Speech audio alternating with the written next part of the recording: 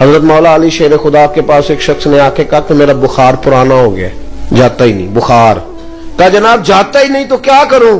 تو حضرت علی کا بھی نسخہ سنو، شیروں کی باتیں بھی شیروں جیسی. مولا علی شیر خدا فرمانے لگے اگر کسی بی بی کے پاس حق مہر کے پیسے پڑے ہو نا، وہ پیسے اس سے لے کے نا اس کا شہد خرید کے پی، اللہ تعالیٰ اس کی برکت سے تیری ساری بیماریاں دور کر دے گا، کیونکہ وہ برکت والے پیسے ہوتے ہیں. کون سے؟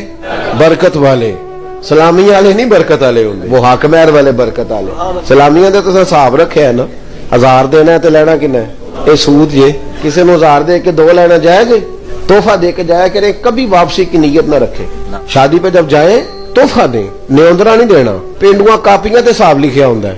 شرعی مسئلہ یہ ہے کہ جب آپ کسی کو 1000 دے کے 1.5 واپس لیتے ہیں تو یہ ناجائز ہے کسی جگہ جائز. تو جو بات غلط ہے وہی سمجھانی ہے نا میرے بھائی. آپ کو آپ نے کرنا یہ ہے کہ تحفہ کہنا ہے اس کو. واپسی کا ارادہ آپ تھوڑے دے لیں، 1000 کی جگہ 500 دیں، تھوڑے دیں، لیکن واپسی کی کوئی نیت کارا کے کاپی سے نہیں لکھنا.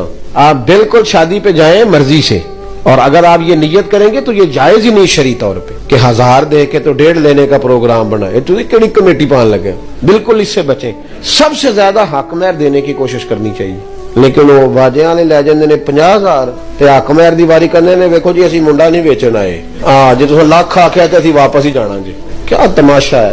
ایک صحابی نے اپنی بیوی کو حق مہر میں پورا باغ دیا تھا. یہ برکت والے پیسے ہوتے ہیں، کدھر لے جائے گی وہ؟ خدا کا خوف کرے.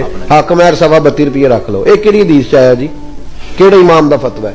حق مہر جتنا لڑکا دے سکے. سمجھ آئی ہے؟